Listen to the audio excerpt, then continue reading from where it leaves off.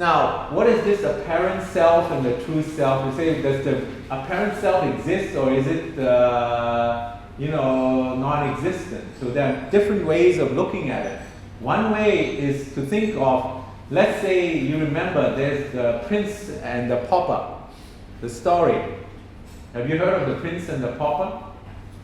It's a story where the prince, he gets hurt and he forgets who he is. He's in the town and he thinks he has amnesia now. And he gets, rescued by some beggars. So they take care of him and they take him as a beggar also. He becomes a beggar. Right? But he does not know that he's a prince. Later, when he remembers who he is, he becomes a prince again. Okay, so it is the same person, but when you don't remember who you are, you seem like you're a different person. You're a pauper, you're a beggar. But when you remember who you are, you go back to the palace, you're returned home, you're the prince. Okay, so that is something like the apparent self and the true self. Okay, the apparent self is just the self that has forgotten who he is or who she is. So the practices of yoga is just to help you remember who you are. It does not make you different. It removes your forgetfulness. It removes the obstacles that are making you forget. So that is one way of looking at it. Another way of looking at it, because these are all analogies, they are not perfect. You cannot explain this perfectly. Even the Buddha said, when he was asked, why are we born? Why do we not remember who we really are? He said, those are questions you cannot understand. He kept silent for 10 questions. And he's the most wise person ever. Okay, he's an enlightened master. So he said, there are 10 questions we cannot understand. Why can we not understand? Because we're in the mind.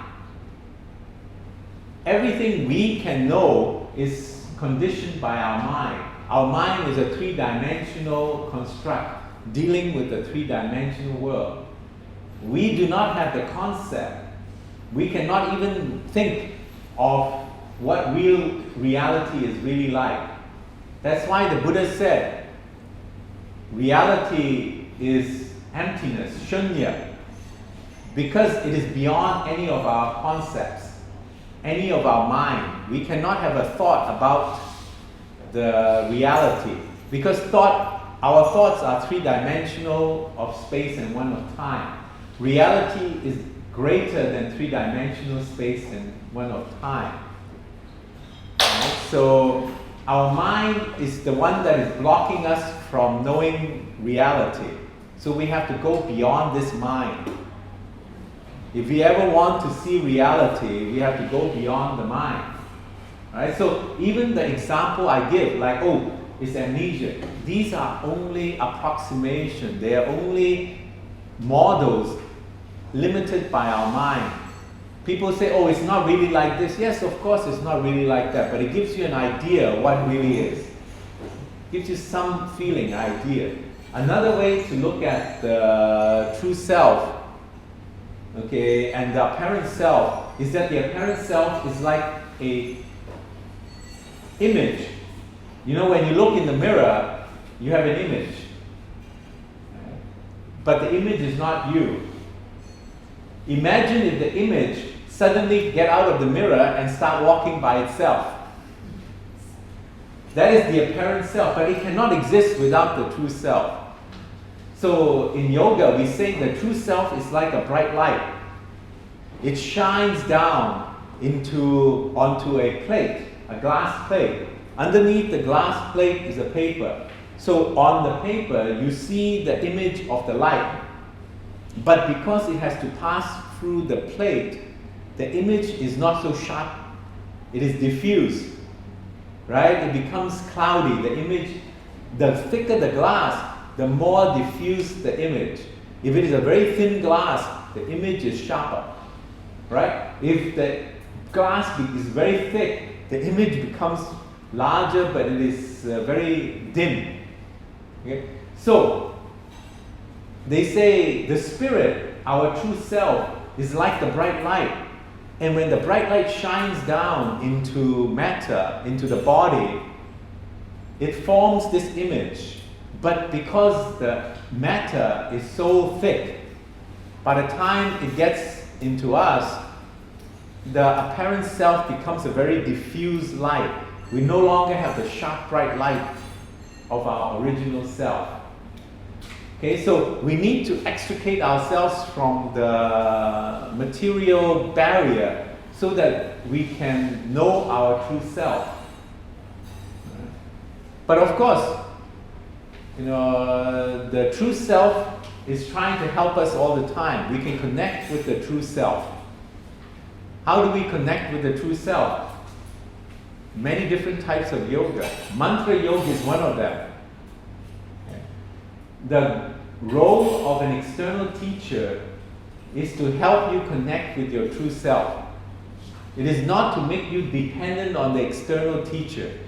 If you become dependent on the external teacher, then you can never find your true self. Right? Because your true self is not outside. It's within you. It's part of you. Okay? You are divine already, but you have forgotten your divinity. People say, oh, we don't have to do anything. We are already born divine. Yes, you're born divine, but how much of divinity do you know? Show me your divinity. Show me your wisdom. Because you have forgotten your divinity, you cannot say, I'm divine.